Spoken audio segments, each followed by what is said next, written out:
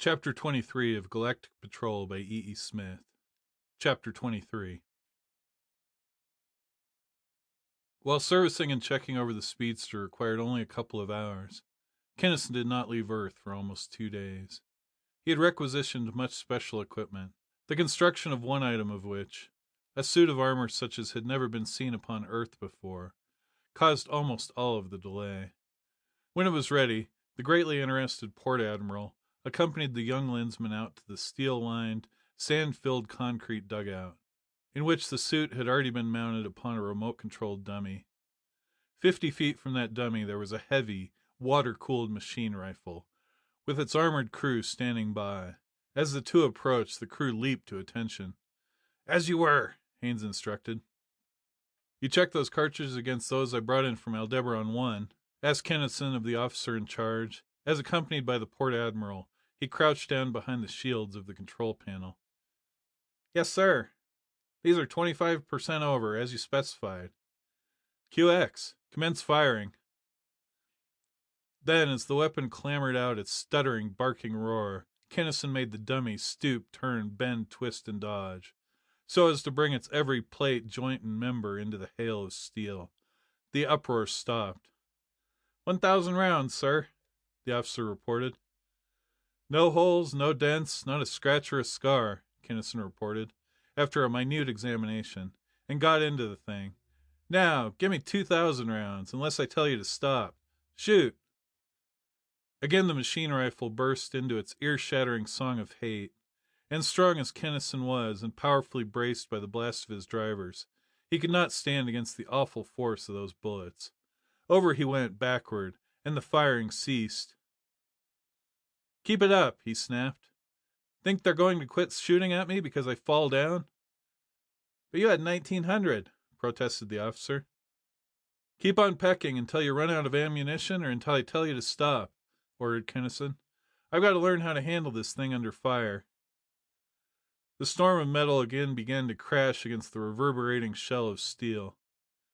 It hurled the Lensman down, rolled him over and over, slammed him against the backstop. Again and again he struggled upright, only to be hurled again to ground as the riflemen, really playing the game now, swung their leaden hail from part to part of the armor, and varied their attack from steady fire to short but savage bursts. But finally, in spite of everything the gun crew could do, Kinnison learned his controls. Then, drivers flaring, he faced that howling, chattering muzzle, and strode straight into the stream of smoke and flame-enshrouded steel.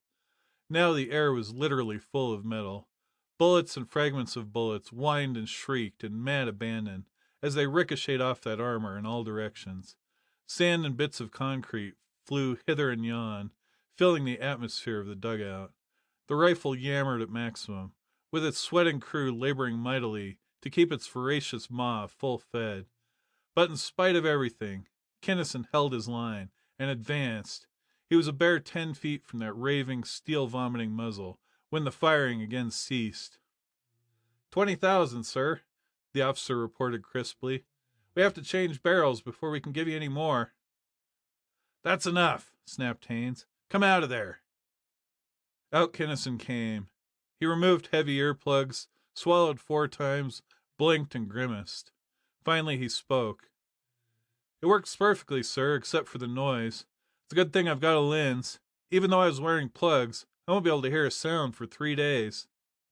"How about the springs and shock absorbers? Are you bruised anywhere? You took some real bumps." "Perfect, not a bruise. Let's look her over." Every inch of that armor's surface was now marked by blurs, where the metal of the bullets had rubbed on the shining alloy, but that surface was neither scratched, scored, nor dented. "QX, boys. Thanks." Kinnison dismissed the riflemen. They probably wondered how any man could see through a helmet built up of inches-thick laminated alloys, with neither window nor port through which to look. But if so, they made no mention of their curiosity. They, too, were patrolmen. "Is that thing an armor or a personal tank?" asked Haines. "I aged 10 years while that was going on. But at that, I'm glad you insisted on testing it as you did. You can get away with anything now." I've found that it is much better technique to learn things among friends here than among enemies, Kinnison laughed. It's heavy, of course, over 300 kilos net. I won't be walking around in it much, though, and even that little I'll be flying instead of walking it. Well, sir, since everything's set, I think I'd better fly it over to the speedster and start flitting, don't you? I don't know exactly how much time I'm going to need on Trenco. Might as well, the port admiral agreed, as casually, and Kinnison was gone. What a man! Haines stared after the monstrous figure until it vanished in the distance, then strolled slowly toward his office, thinking as he went. Nurse McDougal had been highly irked and incensed at Kinnison's casual departure, without idle conversation or formal leave-takings.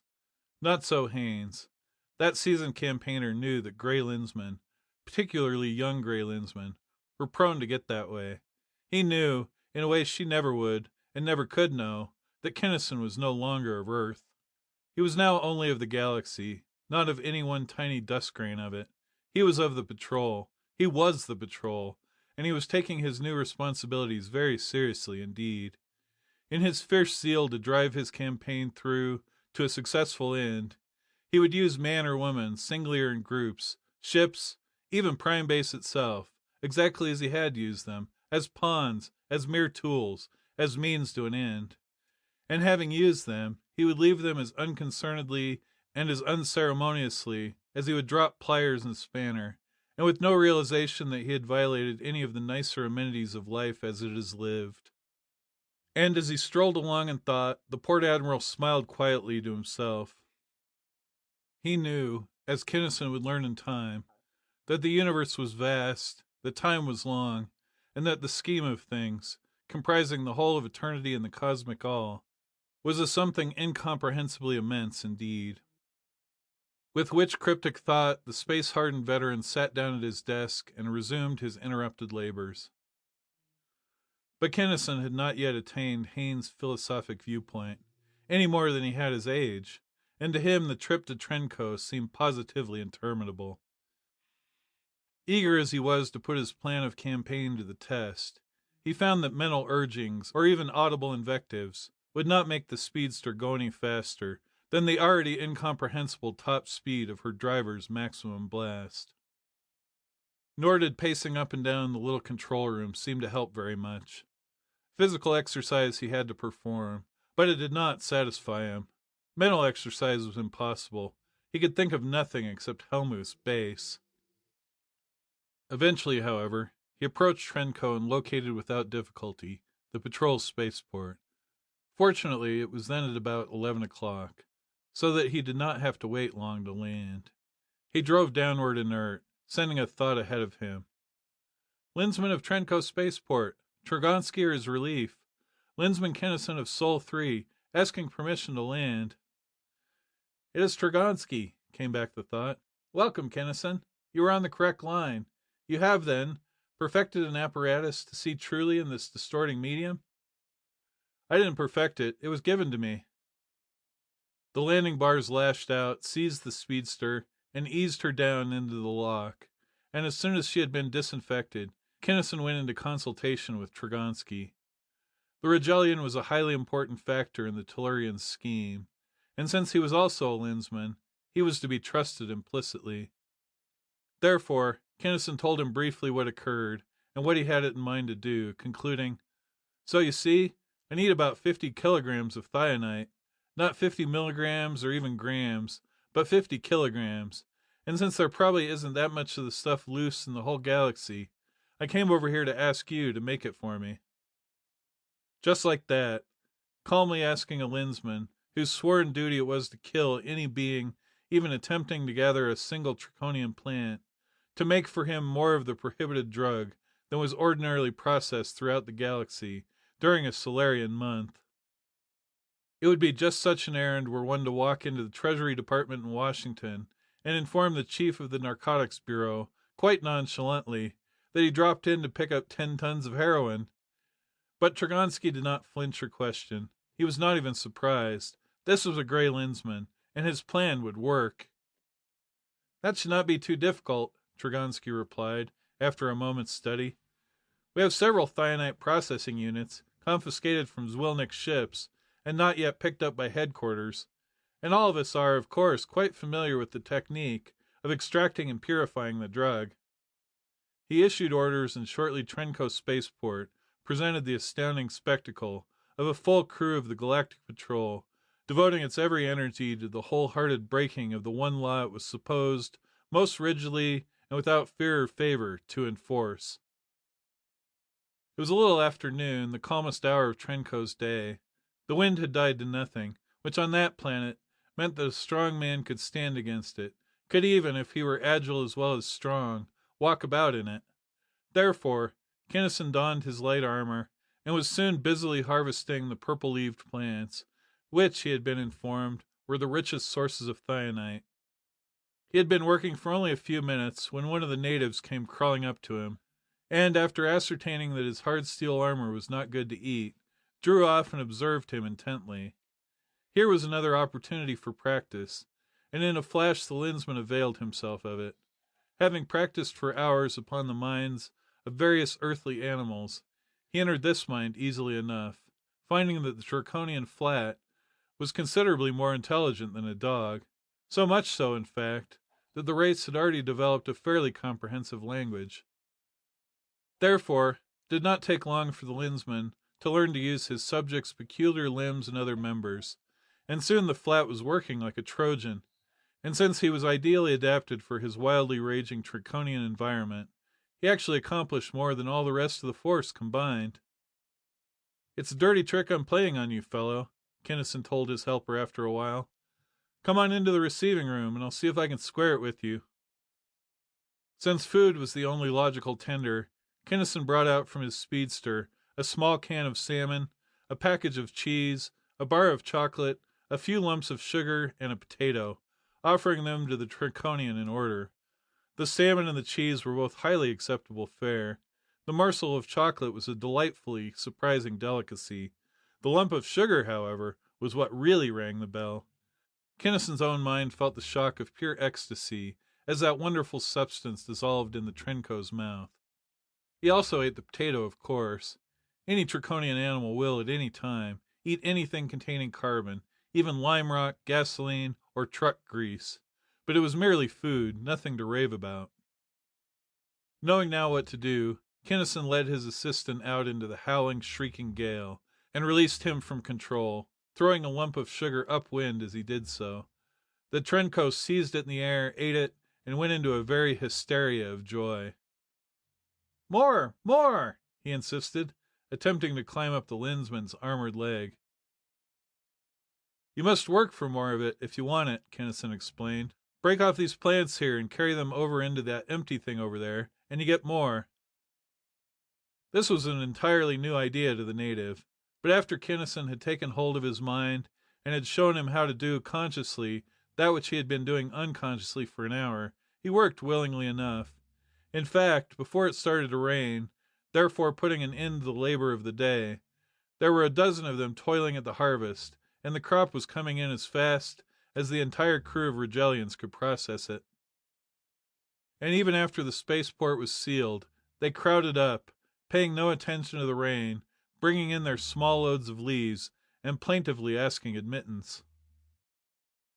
It took some little time for Kinnison to make them understand that the day's work was done, and that they were to come back tomorrow morning. Finally, however, he succeeded in getting the idea across, and the last disconsolate turtle man went reluctantly away. But sure enough, next morning, even before the mud had dried, the same 12 were back on the job. The two Lensmen wondered simultaneously how these Trencos could have found the spaceport, or had they stayed near it through the storm and flood of the night. "I don't know," Kinnison answered the unasked question, "but I can find out." Again and more carefully he examined the minds of 2 or 3 of them. "No, they didn't follow us," he reported then. "They're not as dumb as I thought they were. They have a sense of perception. Tragonsky about the same thing, I judge, as yours, perhaps even more so.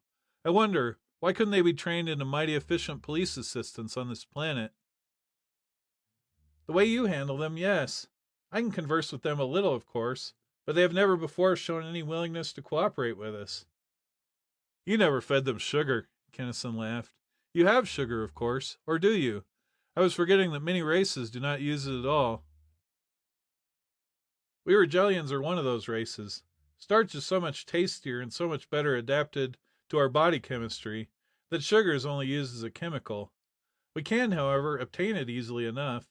But there's something else. You can tell these Trencos what to do and make them really understand you. I cannot. I can fix that up with a simple mental treatment that I can give you in 5 minutes. Also, I can let you have enough sugar to carry on with until you can get in a supply of your own. In the few minutes during which the Lensmen had been discussing their potential allies, the mud had dried, and the amazing coverage of dense succulent grass was springing visibly into being. So incredibly rapid was its growth that in 10 minutes more the plants were large enough to be gathered. The leaves were lush and rank, in color a vivid crimsonish purple. These early morning plants are the richest of any in thionite, but the Zwilniks can never get more than a handful of them because of the wind, remarked the Regellian. Now, if you will give me that treatment, I will see what I can do with the flats. Kinnison did so, and the Trencos worked for Tragonsky as industriously as they had for Kinnison, and ate his sugar as rapturously. That is enough, decided the Regellian presently. This will finish your 50 kilograms, and to spare. He then paid off his now enthusiastic helpers, with instructions to return when the sun was directly overhead, for more work and more sugar, and this time they did not complain, nor did they loiter around or bring in unwanted vegetation. They were learning fast. Well before noon the last kilogram of impalpable purplish-blue powder was put into its impermeable sack. The machinery was cleaned, the untouched leaves, the waste, and the contaminated air were blown out of the spaceport, and the room and its occupants were sprayed with anti-thionite. Then and only then did the crew remove their masks and air filters. Trenco Spaceport was again a patrol post, no longer a Zwilnik's paradise. Thanks, Tragonsky, and all you fellows. Kinnison paused, then went on dubiously. I don't suppose that you will... We will not, declared Tragonsky. Our time is yours, as you know, without payment, and time is all that we gave you, really. Sure, that and about 1,000 million credits worth of thionite. That, of course, does not count, as you also know. You've helped us, I think, even more than we've helped you. I hope that I've done you some good anyway. Well, I've got to flit. Thanks again. I'll see you sometime, maybe. And again, the Tellurian Lensman was on his way. End of chapter 23.